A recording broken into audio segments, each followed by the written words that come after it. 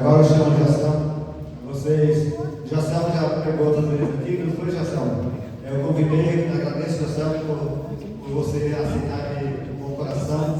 Sempre que eu chamo ela, você está sempre pronto, né, Jação? Jação vai lá de Pindamonhangaba, hoje ele vai estar pregando para nós aqui, tá bom? Jação, que Deus te use, fique à vontade. Conto com as suas orações. Bom dia, irmãos, feliz sábado. Feliz sábado. Uma alegria mais uma vez poder estar aqui com vocês.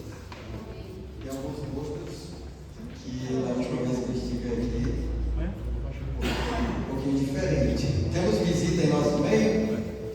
Visitantes, sejam bem-vindos. Deus seja louvado pela presença de vocês. Sempre são bem-vindos à casa do Pai. Amém. Deus seja louvado pela vida de cada um e por ter escolhido estar aqui nessa manhã, poder Poderíamos estar em qualquer outro lugar. E eu já tenho aproximadamente, claro que eu até a conta, de 91 para cá, já são quantos anos? 34 anos. 34 anos, Deus seja louvado. Que aos sábados a gente tem deixado os afazeres cotidianos para vir adorar o Senhor. E não me arrependo nem um pouquinho por causa disso. Amém. O sábado, o corpo já pede. Ontem a gente fazendo um culto do pôr do sol, o menino falou, meu filho falou assim, você já parou para perceber? Interessante, né? Parece que o corpo já vai desviando que está chegando no sábado. E as forças são refeitas. Deus seja louvado quando nós recebemos essa bênção especial no sábado.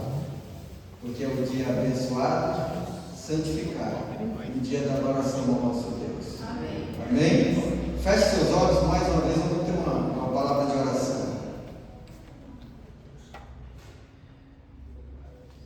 Obrigado, Senhor, porque o Senhor nos trouxe até aqui, sob teus cuidados paternos.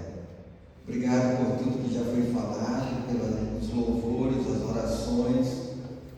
E nesse momento iremos abrir a tua palavra e pedimos por misericórdia a direção do Santo Espírito, tanto na compreensão, na explanação, mas acima de tudo, ó Deus, o poder dos altos céus para podermos pôr em prática em nosso viver diário. Amém. Porque o mundo não se preocupa tanto com o que a igreja prega, mas com o que a igreja vive.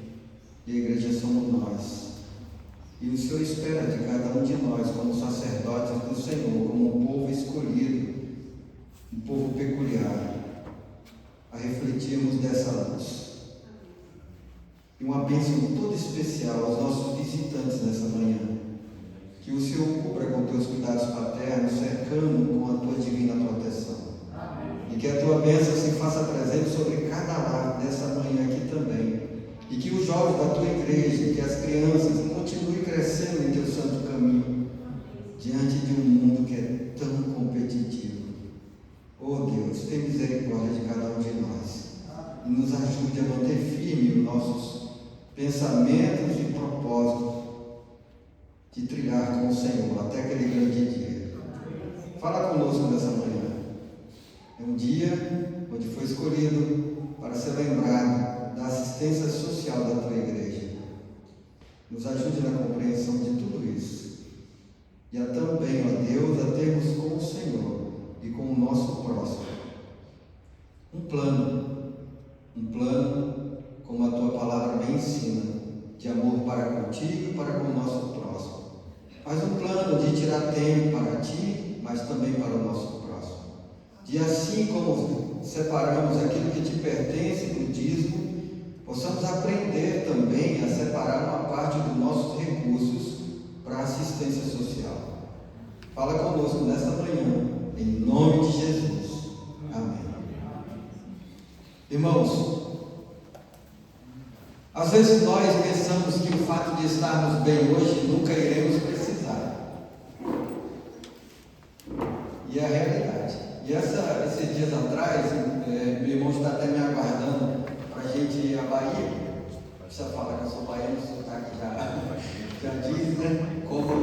Como os judeus que foram passar por Samaria e os samaritanos não aceitaram ali porque eles eram judeus. Não que eles carregavam uma placa, mas quem sabe pelos trajes e o sotaque, né? Mas aí eu dizendo a ele, eu preciso agora aproveitar, porque esse momento para mim é extraordinário, por causa da seca. A procura aumenta demais. Para aqueles que não sabem, a gente mexe com perfuração de poço, né? E ele diz, aproveita bem, porque sempre também vem a época das vacas. Das vacas? Magras, muito bem. Então a vida não é só de bonança. Às vezes vem a tempestade também, né? Então nós precisamos aprender com tudo isso, contribuir. E nunca achar que nós vamos sempre viver no período das vacas gordas. dia, bem, deixa eu trazer aqui a memória, só não já contei essa história aqui, né? Alguém estava pedindo ali para poder terminar uma história. Eu disse, mas qual delas? São tantas dos cuidados de Deus. Mas eu nunca esqueço que uma vez nós ajudamos uma família e ele ficou muito feliz, e muitos anos se passaram. E até que um dia ele estava no supermercado e eu passando umas compras e o meu dinheiro não deu. E de repente era esse amigo que estava atrás. E ele me cumprimentou e tudo, e ele viu a minha situação, e ele pegou as compras, eu tinha empurrado para trás, ele empurrou para frente. Ele disse, não, até parece, nunca esqueço que você fez por mim. E você não vai ser orgulhoso, não. Eu disse, não, até parece, pode empurrar para cá. Manda para cá. Então nunca pense que você não vai ter um momento que não vai precisar. Então, irmãos, vamos ser sábios o suficiente também para entender que quando há colaboração, as coisas mudam. No mundo, há competição para ver quem é o melhor, para ver quem chega primeiro, mas na igreja tem que ter a colaboração. Não para ver quem chega primeiro, quem é o melhor, mas com o propósito de juntos chegarmos. E é triste quando alguém fica para trás. Essa semana, dentro do pequeno grupo, nós estávamos ali reunidos e a gente tem assim um sorteio na igreja todo sábado das famílias. E cada família que é sorteada, a gente tem um culto às quinta-feira à noite. E pensa que esse culto está pegando fogo, fogo do Espírito, tá? Está sendo uma bênção. E alguém falou assim, nossa, como é gostoso o pequeno grupo. Eu disse, e é verdade. Isso daqui é para que aconteça aquilo que muitas vezes não acontece na igreja. Alguém fica tímido, fica de uma certa forma assim, inseguro de falar. E só Deus sabe que cada um passa, né? Só Deus é quem sabe. Eu confesso a vocês que eu já passei um apuro terrível. E por muitas vezes eu com um irmão de uma condição muito favorável, eu chegava na frente da casa dele e eu voltava para trás. E minha mulher falava, e aí, você falou com ele? Eu disse, não tive coragem. Eu não tive coragem. Eu voltava para trás e ia para o meu quarto ajoelhar e orar. E como era maravilhoso vendo Deus cuidar de nós. E Deus tocar no coração de alguns irmãos que por muitas vezes levavam a cesta para nós. Porque eu passei uma situação difícil, isso era no ano de 98, nós tínhamos um comércio de um hortifruti e íamos bem, mas por confiar demais, fomos ludibriados e foi difícil a situação, fiquei mais quebrado que arroz de terceira. Não tinha nem onde cair vivo, como diz o ditado, porque em Porto cai em qualquer lugar, né? Mas ver assim o cuidado de Deus era de forma extraordinária. Eu lembro que tinha um paisagista fazendo um serviço na casa do meu irmão e fazendo os projetos de piscina, de jardim. E eu estava fazendo um serviço ali para o meu irmão e já começando mexer com o poço, mas manual, não tinha condições nenhuma para equipamento. O máximo que a gente furava era 12 metros, 15 metros. E aí eu falei para o paisagista assim, ei, eu estou fazendo esse serviço aqui, mas eu mexo com o poço. E como o senhor mexe muito com o jardim, se o senhor souber de alguém que queira mexer com perfuração, de fato que eu não tenho equipamento, só faço manual ainda, com trave de pedreiro, até uns 15 metros.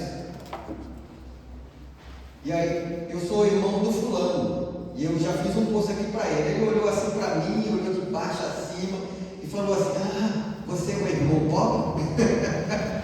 Eu disse, eu sou o irmão pobre.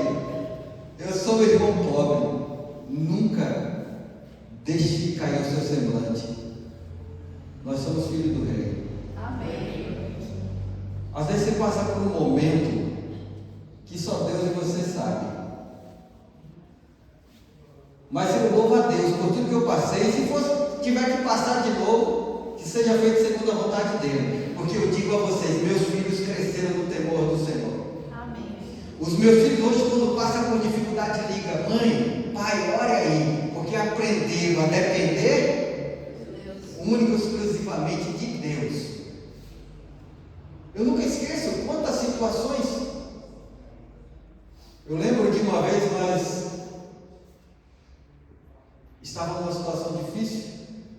Isso já foi no ano 2000. Eu tinha mudado para outro bairro. E aí eu estava sem o café da manhã. E eu peguei a enxada e fui limpar o terreno paralelo, que era do meu irmão. E tinha algumas raízes de batata. Quando eu estou capinando, acertei uma batata enorme. Eu corri para dentro de casa e falei: mulher, o café está garantido, agora só falta o almoço. E de repente alguém bateu no portão e veio nos chamar para realizar um serviço. E assim Deus foi cuidando em cada detalhe. Foi proporcionando meio e condições. Mas eu sempre tinha o meu percentual de poder ajudar alguém. Mas como é que um pobre vai ajudar outro pobre? Você esqueceu que eu falei? Nós somos filhos Do rei. Você quer ver uma coisa? Por que Deus mandou Elias ir lá na pior situação que tinha, que era aquela viúva? Que só tinha o que comer ela e o seu filho, e depois? Depois do quê? Morrer. Por que Deus não mandou para outro que poderia ajudar? E o impressionante é que lá a história diz assim, que Deus o mandou e ainda disse: vai lá, porque eu já ordenei para que ela cuide de você. Mas como assim? Você sabe onde estão as bênçãos de Deus?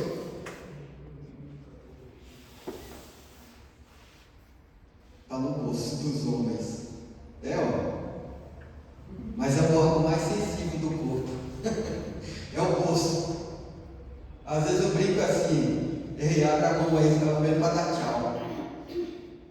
Esse irmão meu, ele já faleceu, era muito bom de condição financeira realmente. E até hoje, depois de 10 anos, eles estão descobrindo a herança que ele deixou para os filhos. Quase 60 anos em São Paulo construindo. Mas foram situações que a gente vai vendo assim. O caixão não tem gaveta. Já viu o caixão com gaveta? Você sabe qual é a maior alegria? E muitas vezes a gente demora tanto para descobrir. Você sabe qual é o segredo da felicidade? Alguém sabe, irmão? Oi? Andar com Cristo. Sim. Mas o segredo da felicidade é fazer o outro feliz. Você se sente realizado. E às vezes você se decepciona também quando você ajuda e alguém não corresponde à altura daquilo que você fez. Mas não espera. Espera em Deus, espera no Senhor.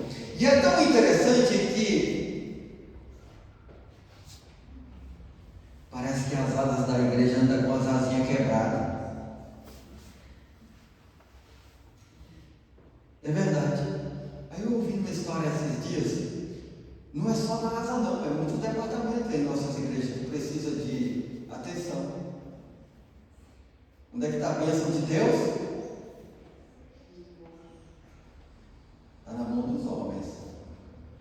E o incrível é que Deus, Ele aumenta a bênção de acordo com a administração de cada um. Quando é que parou o azeite daquela outra viúva?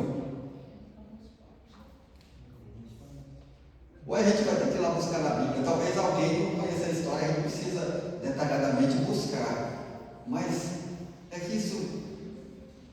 Eu levantei, já era 4 e pouca da manhã, minha mulher estava brava porque ele não estava deixando ela dormir. Você precisa meditar. E é interessante que a gente vai falando aqui e Deus vai colocando na mente. Mas o impressionante é que o azeite azeite daquela viúva parou de jorrar quando não tinha mais vasilhas vazias. Então nós precisamos esvaziá-las para que Deus possa de novo.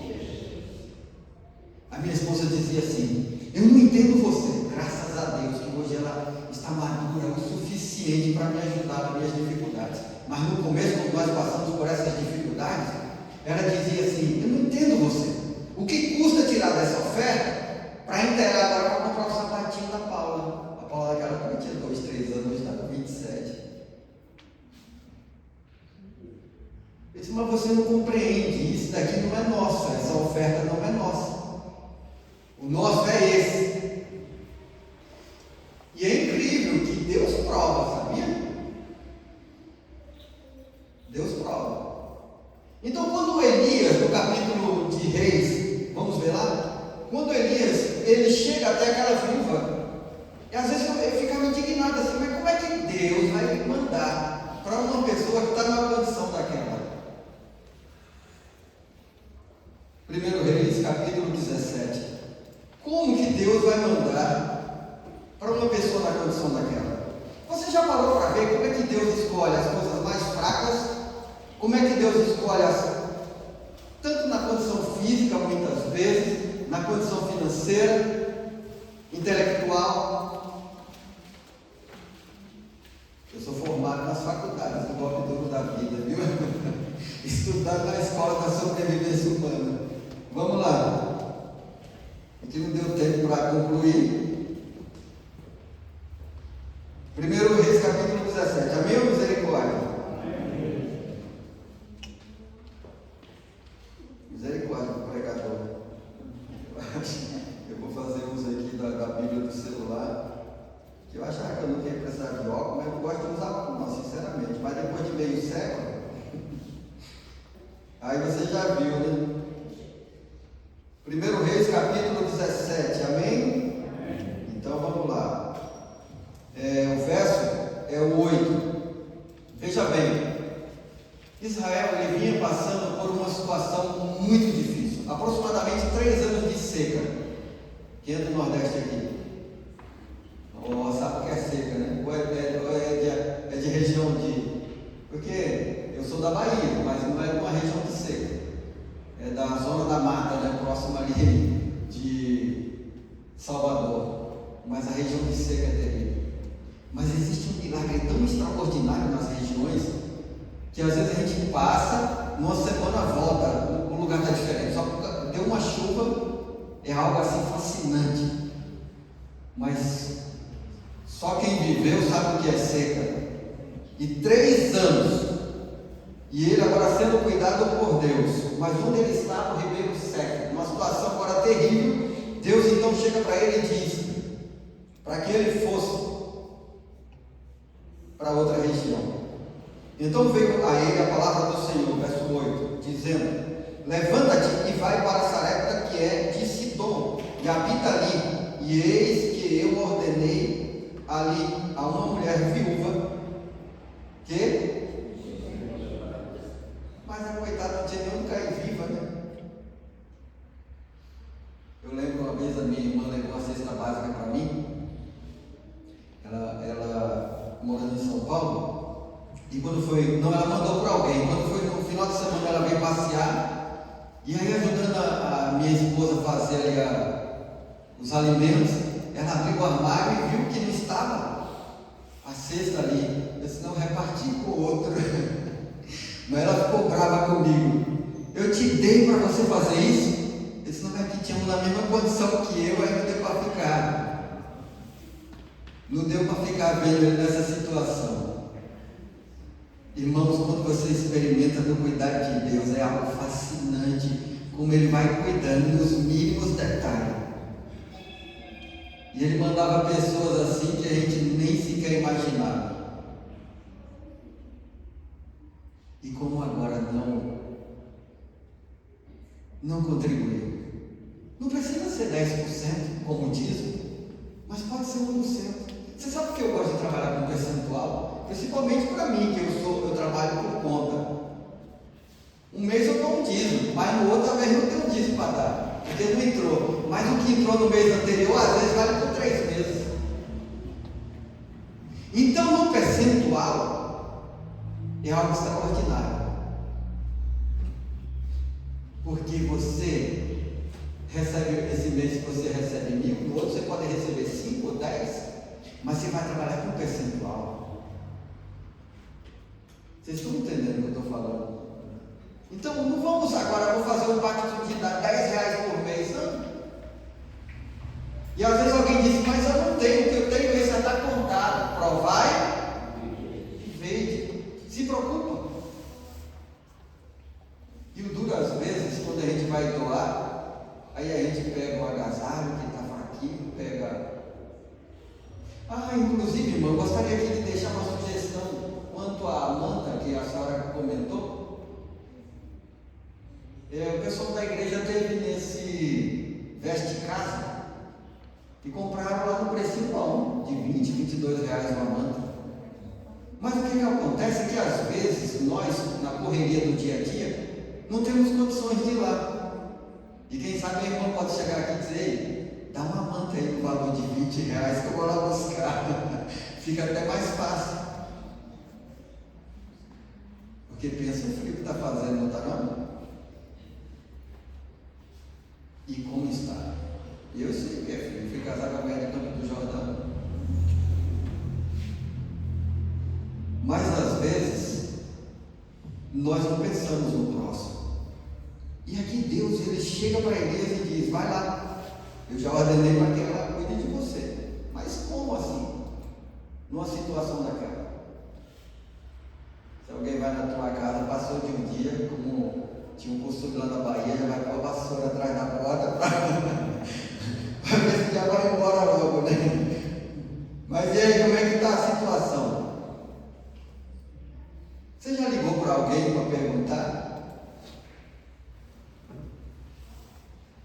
Eu às vezes, eu não queria deixar a pessoa se sentir assim, desconfortável.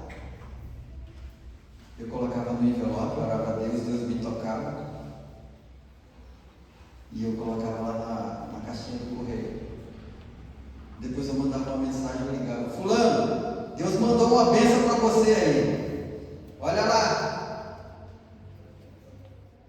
Ele é grato até hoje, isso já foi uns 15 anos. Eu disse, rapaz, você não sabe.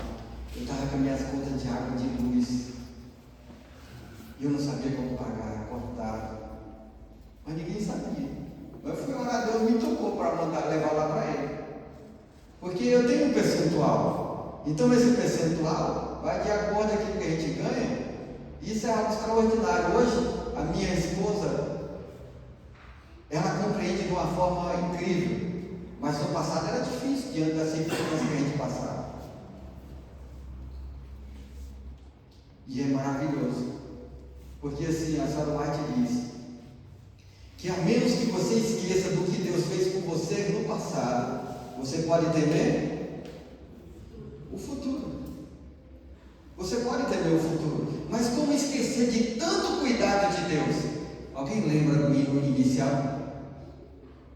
Fora a sonoplastia. E quem aqui anunciou? Vai ganhar um prêmio. Eu não culpo nenhum de vocês, porque às vezes eu estou sentado no banco da igreja furando o poço, tá?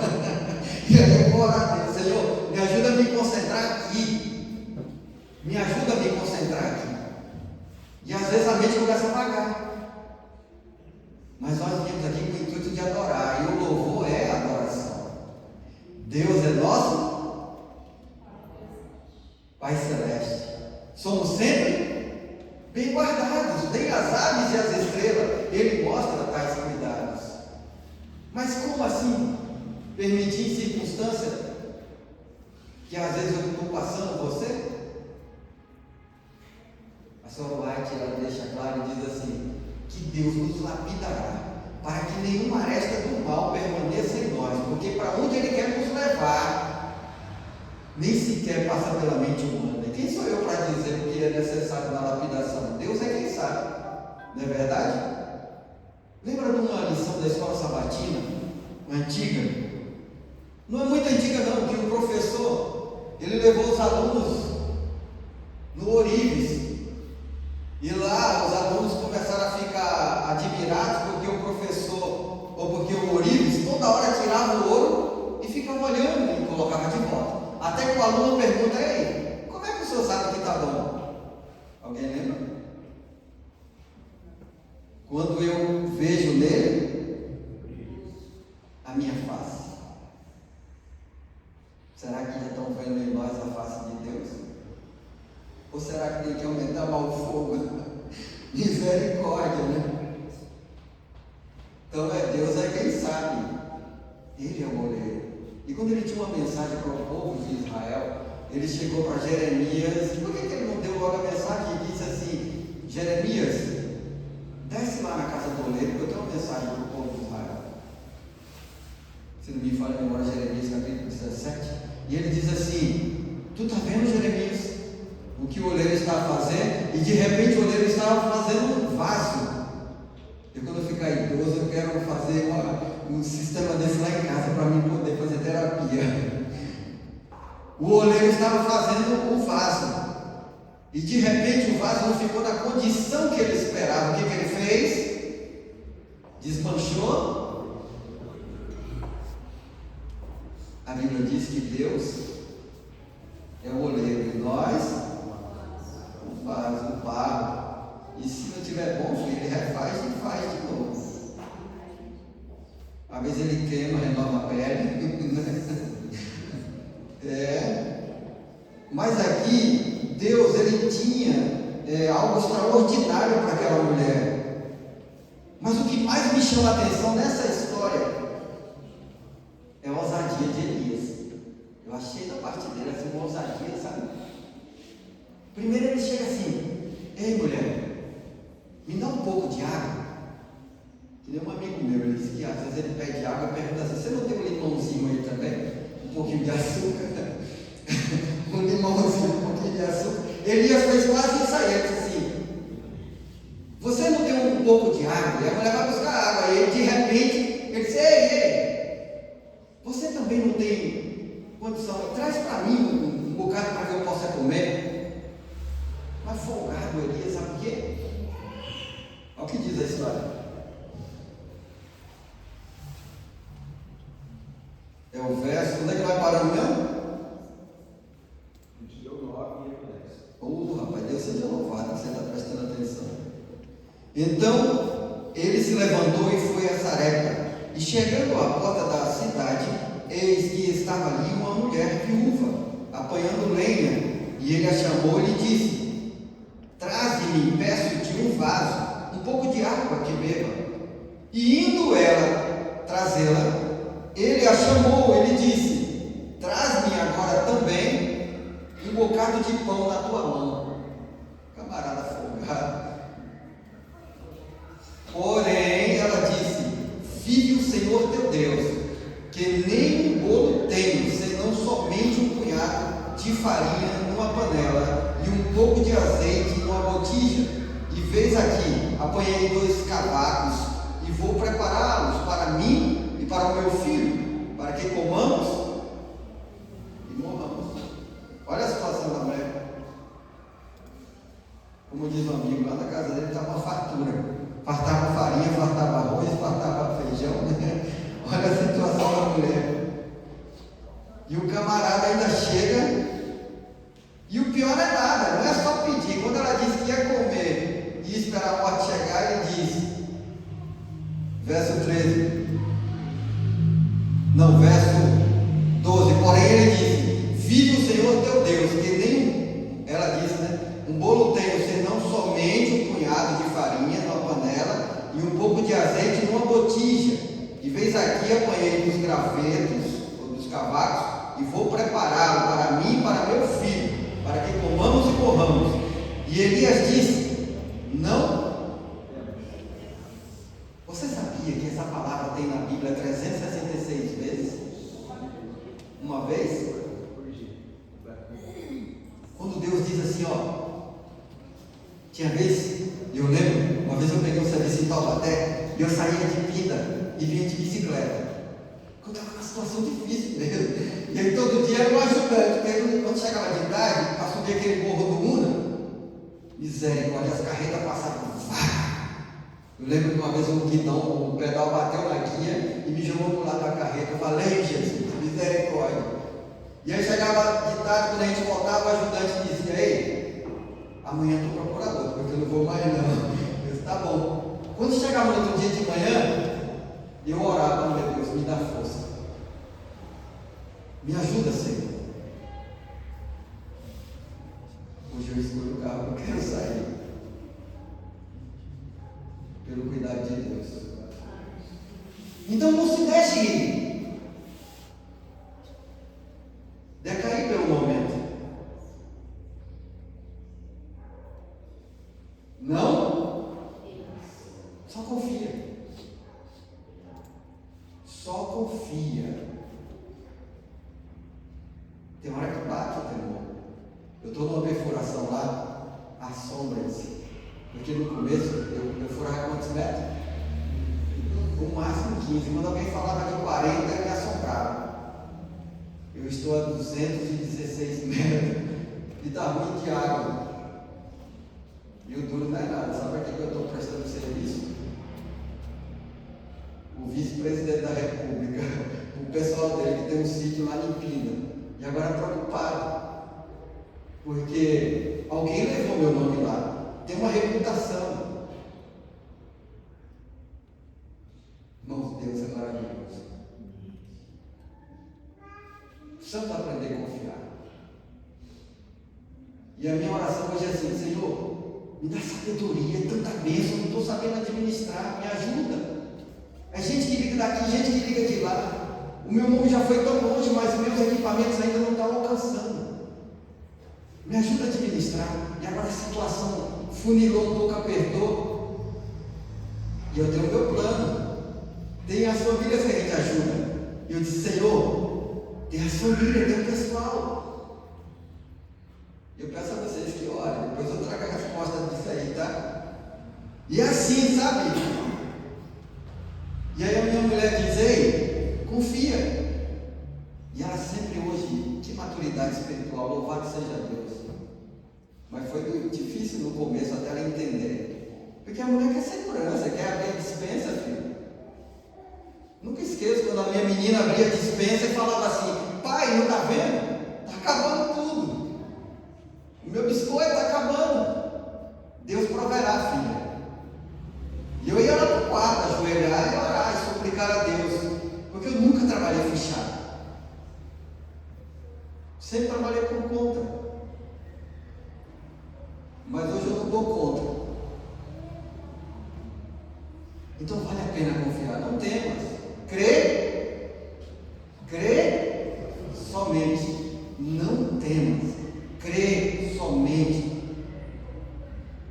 Mas há circunstâncias que Deus permite. E eu costumo dizer constantemente na minha igreja, por experiência própria. Há circunstâncias que Deus permite para ver onde que você vai se ancorar, para ver onde você vai colocar a sua fé. E alguém chega a dizer, se você não vir amanhã, filho, que é hoje, que é o sábado, não tem como manter você no emprego.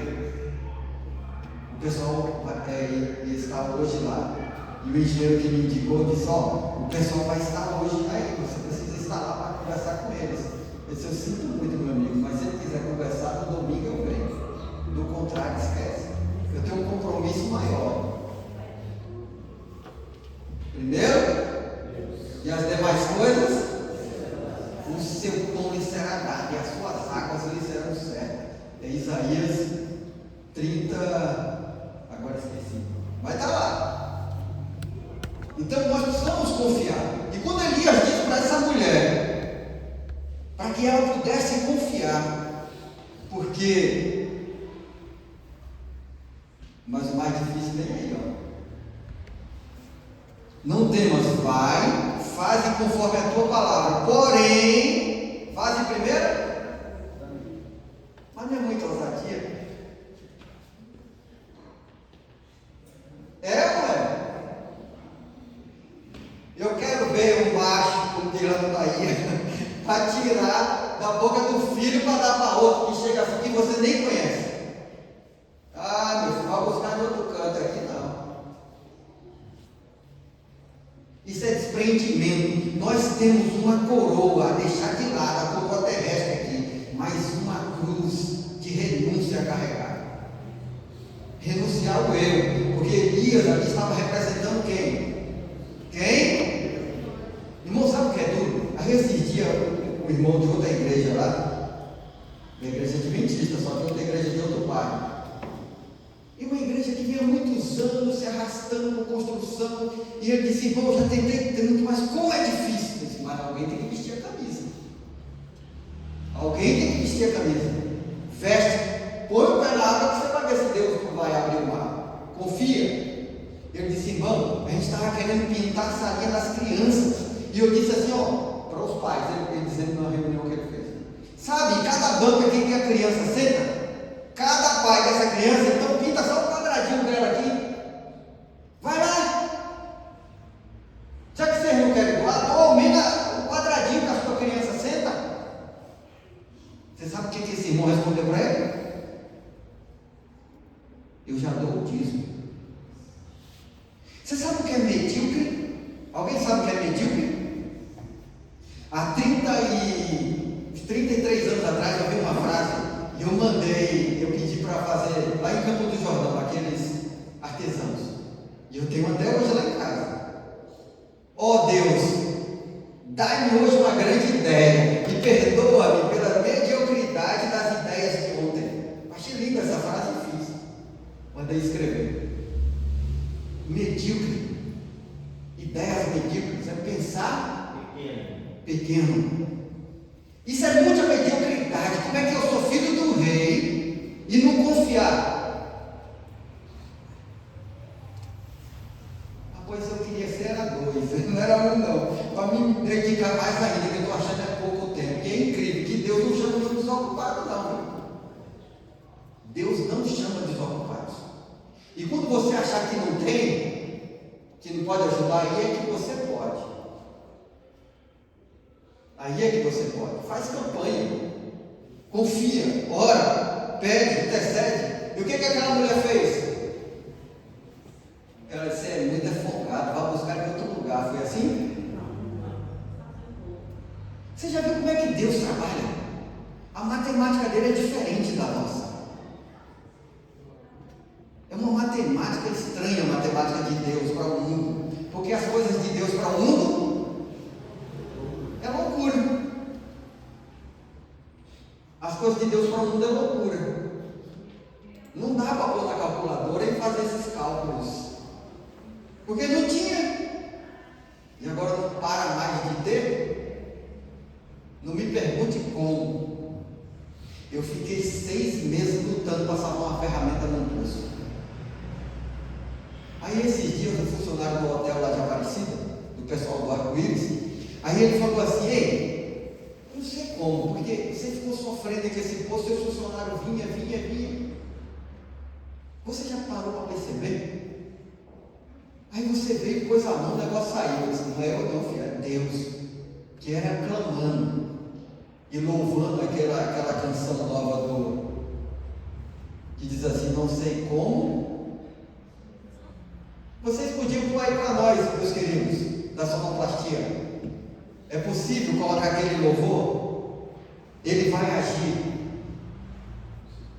Eu não sei como, nem sei quando, mas ele vai agir. E Deus agiu de uma forma extraordinária. Aí tem um probleminha lá de novo, agora depois do poço pronto, e eu fui lá e resolveu. Depois ele mandou uma mensagem assim para mim: ei, você já parou com que coisa interessante? Aí você vem e as coisas resolvem, seu funcionário. Eu disse: sabe o que é isso? É porque hoje ele é um ateu, não acredita. Eu digo que é um ator, né? Ateu não. E ele diz assim: não acredita. Eu disse: sabe por que tudo isso? É para que você possa voltar a crer no Deus que você cria. Eu não sei o motivo pelo qual você deixou de crer. Aí ele pôs lá, kkkk, né? Dando risada. Mas às vezes Deus permite circunstâncias para alcançar a outros. E olha o louvor, vocês conseguiram?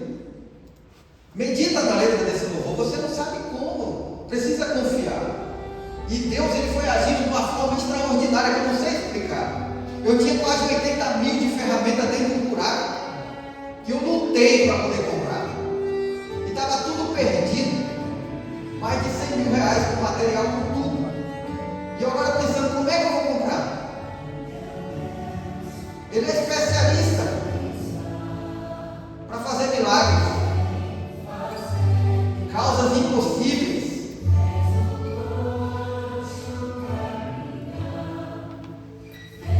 Cante, medite.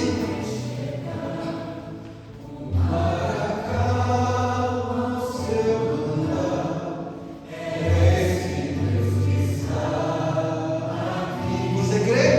Diga amém. Ele vai cuidar de mim. Ele vai agir. Creia. Ele vai agir. Não sei quando. Não sei como. Confia. Ele vai agir. Não sei quando. Não sei como. Mas sei. Ele vai agir. Só Deus. Obrigado.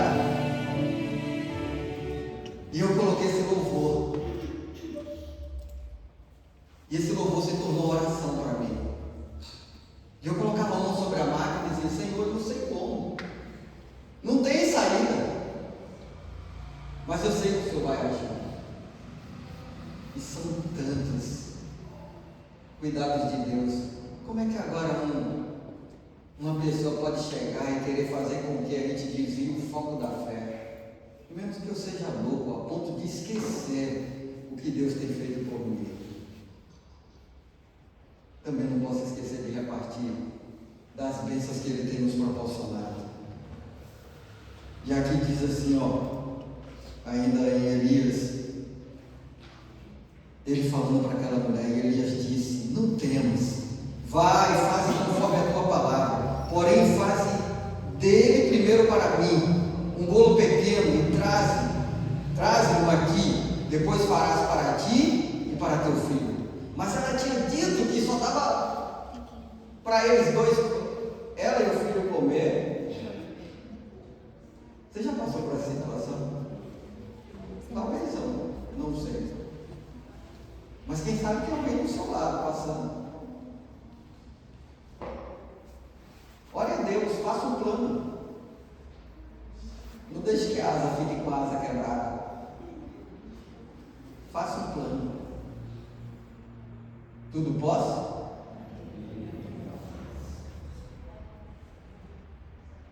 Porque assim diz o Senhor Deus de Israel: a farinha da panela não se acabará, e o azeite da botija não faltará, até ao dia em que o Senhor der chuva sobre a terra. E ela creu. E ela foi e fez conforme a palavra de Elias, e assim comeu ela, e ele, e a sua casa. Quantos dias? Muitos dias. Como é bom confiar. Mas você não confia em quem você não conhece. E para confiar, é necessário ter relacionamento. E tem que ter tempo. E às vezes é o que a gente não se desprende das correrias para gastar tempo em conhecer o Senhor. Porque a Bíblia deixa claro que a eternidade é em conhecer a Deus e ao seu Filho. A senhora White diz que a eternidade não será suficiente para compreendermos o amor de Deus. Irmãos, eu trouxe um sermão que na realidade está baseado em Levítico 25, 27. Mas não vai dar tempo de nós estudarmos sobre isso hoje. Que fala do irmão remidor. Israel, Deus chegou para o povo, instituiu leis, para que não houvesse no povo de Israel, sabe o quê? Oi? Pobreza. Para que não houvesse pobreza. Para que quando o irmão ficasse pobre, ele fosse acolhido por um parente remidor. E tudo aquilo levando alusão ao nosso irmão remidor, que é Cristo, que tomou a nossa forma humana para nos redimir do pecado que nos escraviza e nos condena, da pobreza. Não pense medíocre, pense grande, porque você é filho do rei. Amém? Mas nunca esqueça que nós somos instrumentos de Deus. Às vezes eu paro e fico analisando assim. Você já parou para pensar? Que privilégio! É ou não é? Não podia ser os anjos? E alguém disse assim: é um mendigo levando pão para outro mendigo. E para pensar que não existe mais bondade maior do que aquele que está em necessidade. Ele reparte com uma facilidade tão imensa que ele nem sequer pensa amanhã, porque ele só vive pelo presente. O mendigo é assim. Eu já vi alguns vídeos de alguém que doa alguma coisa e depois sai e muda os trajes dele, volta lá e pede. Ele em situação de rua também, ele vai lá e volta para ver a atitude do mendigo. Já viram esses vídeos? Prontamente ele vai lá e divide. Mas às vezes a gente é um mendigo egoísta, que ele não quer dividir, o que quer só para nós. E o trabalhar de Deus, Ele nos prova para nos conceder bênçãos maiores. E Jesus contou diversas parábolas, e um terço delas foi relacionadas ao dinheiro. Foi relacionada ao dinheiro, a finanças. Ele disse também daqueles administradores que foi dado a eles 1 talento, 2 e 5. E o que pegou um enterrou. Porque ficou. Tem muita gente servindo a Deus por medo. Medo das consequências de errar, medo de não receber a vida eterna. Mas a Bíblia diz que o amor lança fora o medo. Então faz por amor, confiando em tudo que Ele fez, está fazendo e fará por mim e por você. Porque o amor lança fora o medo. E quando a gente ama, não se mede consequências. Você faz. É ou é? É como uma mãe que ama. Mede consequências de amor pelo filho? Esse dia eu estava vendo um vídeo de um animal tão insignificante perto da águia. Uma galinha foi proteger os pintinhos, lutando bravamente contra uma águia. Não mediu nem as consequências. No mundo animal é racional. Mas infelizmente hoje o amor está se esfriando a tal ponto que está se encontrando crianças até em lata de lixo, só pela misericórdia, né? Meus queridos, que Deus continue abençoando cada um de nós, que possamos nos deixar ser usados por Ele, porque é um privilégio, mas não deixa de ser grande responsabilidade apresentar esse Deus.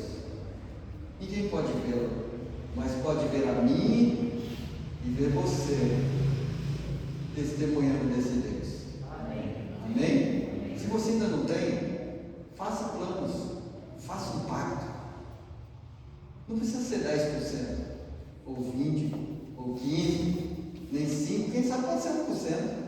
Eu não sei quanto é que você ganha, pode ser 2%, mas faça um plano, e você vai vendo, e vai desenvolvendo com Deus uma experiência profunda, e é isso que a gente precisa. Nós não podemos ser papas sermões, ou vir aqui e depois voltar para casa e continuar numa monotonia, numa mediocridade muitas vezes da nossa parte. Então precisamos de desenvolver com Deus uma experiência mais profunda, nos deixar ser usado por Ele. Que Deus abençoe a mim, que Deus abençoe a você, a todos nós, e que a cada dia possamos crescer na graça e no conhecimento do Senhor. Amém? A gente vai encerrar com o louvor?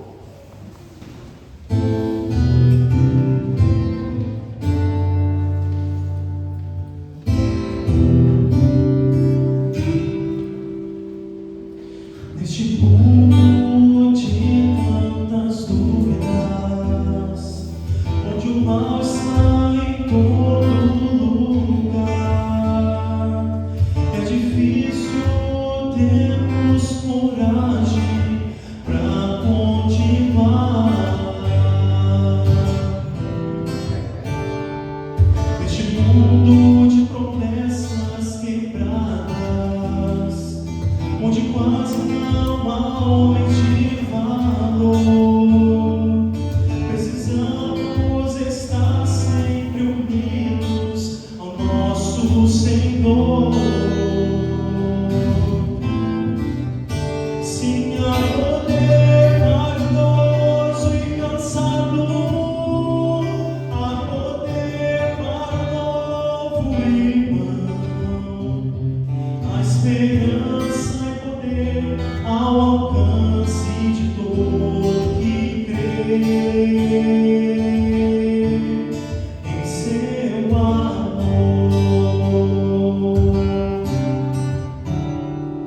As promessas de Deus são verdadeiras, prometeu nunca nos desamparar. Nele está o poder e a esperança, é preciso acreditar. Há poder maravilhoso e cansado, há poder para o novo irmão, a esperança e poder ao alcance de todo que crê em seu amor. Há um Deus que nos dá salvação, e nele vem o poder para vencer. Ele vem nos buscar e não vai demorar. Vamos olhar para o alto, vamos olhar para o alto, vamos olhar para Cristo. Há poder maravilhoso e cansado, há poder para o novo irmão, a esperança e poder ao alcance de todo que crê. O que crê, sim, há poder maravilhoso e cansado, há poder para o novo irmão, a esperança e poder ao alcance de todo que crê. O que crê em seu amor,